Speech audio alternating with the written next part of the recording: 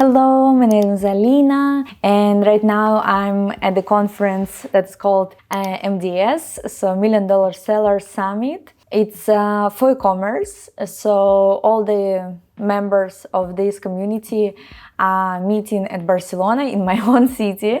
So it's really funny to stay at the hotel of my city. This view is the best. It just really, that's what I would want to film. The view is just incredible. One of the best hotels I've been. But I really got lots of insights here, even though it's not my industry. I have lots of clients from e-commerce, like about 60-70% of my clients are e-commerce. So yeah, I know a lot about it. Also, my husband is in e-commerce and he is in this, he part of the community.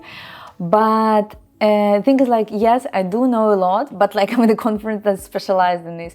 What I really loved in this conference is like how many insights I got from people who are from a different industry. So in this video, I really want to show the importance of you going out of your comfort zone and going to talk to other entrepreneurs if you want to grow your business.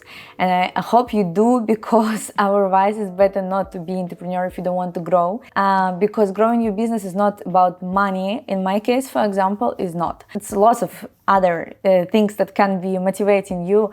In my case, it's helping people. So I love this connection between candidates. I have a recruitment agency, so I love this connection between candidates and companies. It's remote, so basically they would never meet each other if not my agency.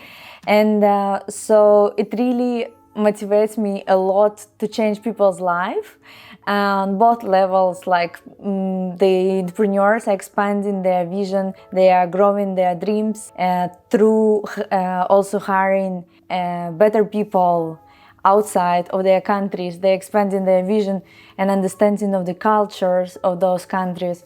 And in the same time, candidates are just changing their life. They're getting the remote work, so they can go travel, they can do so many things. Like they're getting great salaries, so they're above the market, and so they can also afford more things. And I think it's great.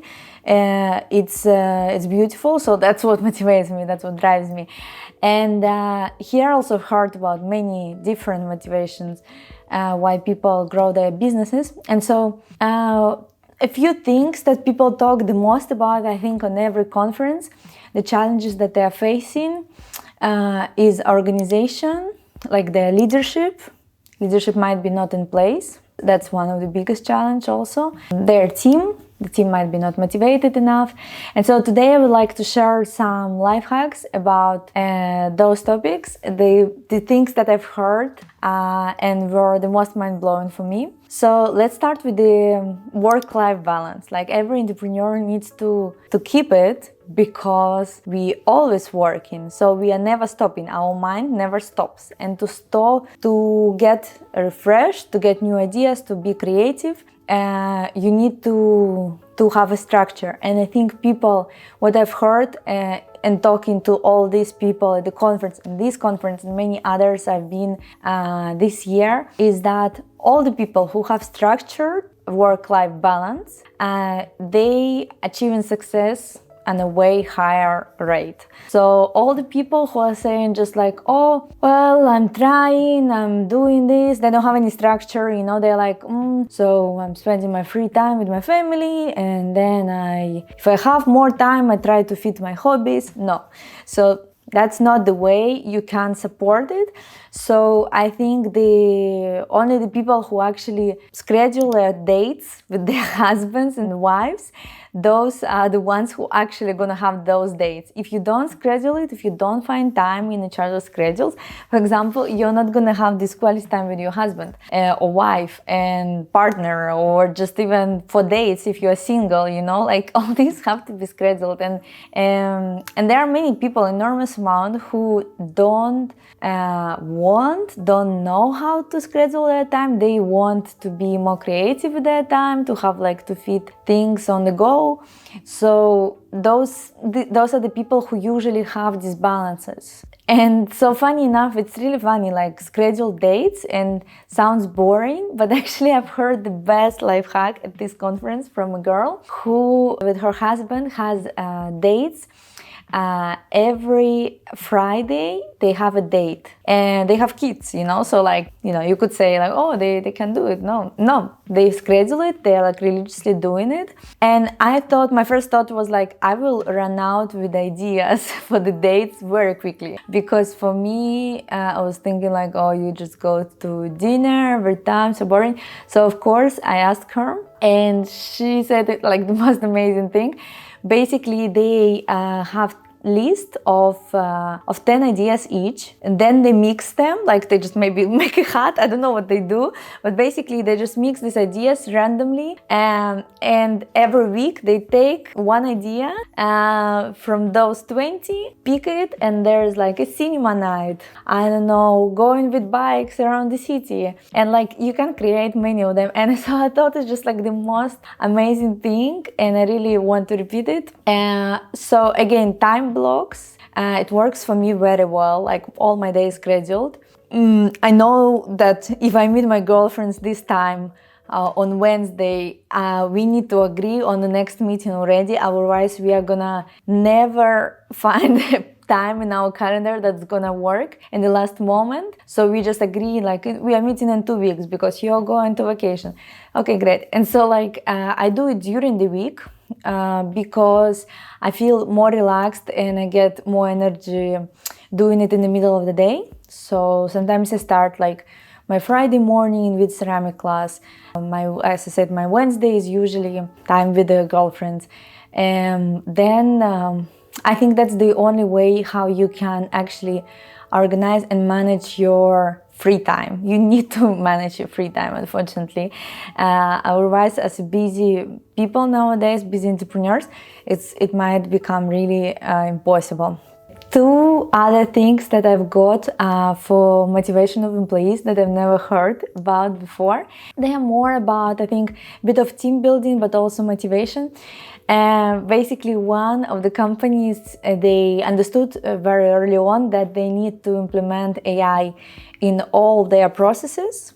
I have the same thing. I know that AI is it's not the future, it's the present, it's the past, and we need to implement it in many processes.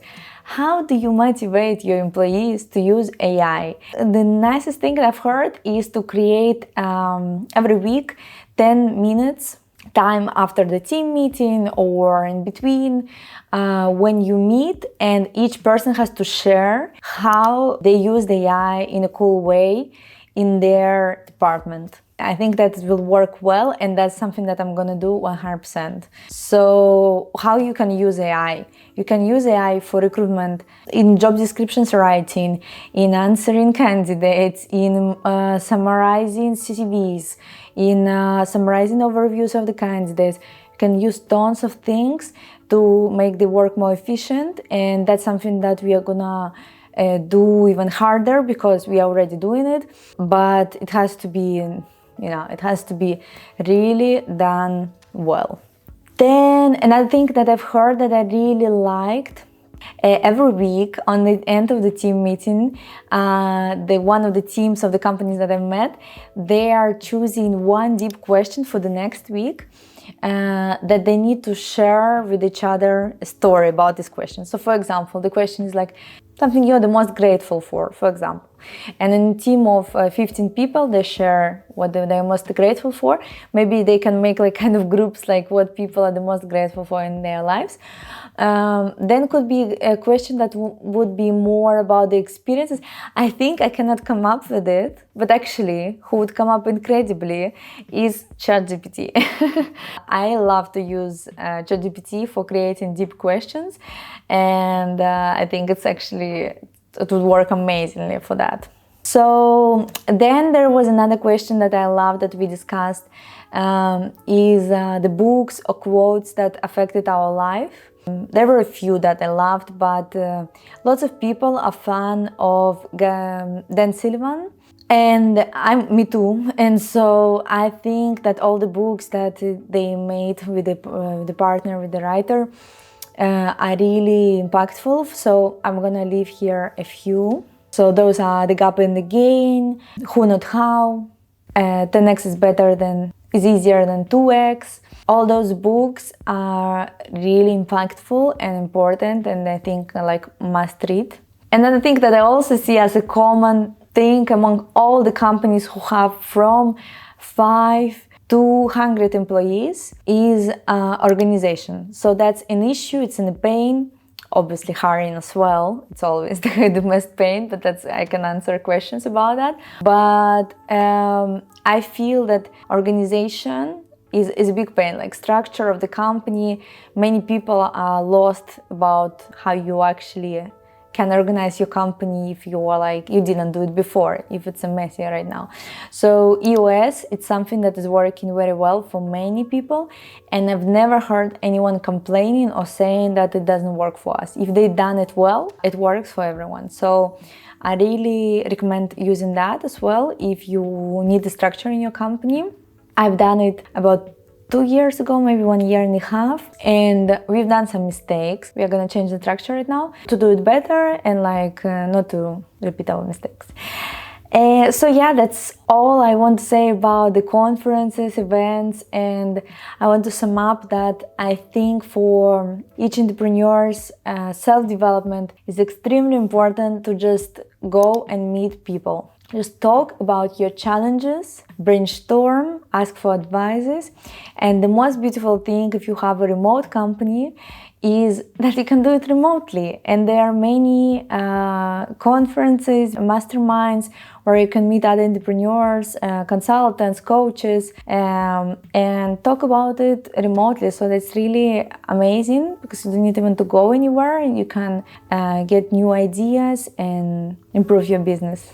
Thank you very much for watching, and I hope you liked this video and I hope you found it useful. I will definitely share more of my thoughts and how did I implement those things that I've learned here and what was the result. Thank you very much. Leave a comment what kind of conferences, books you can recommend, and I really would love hearing about it.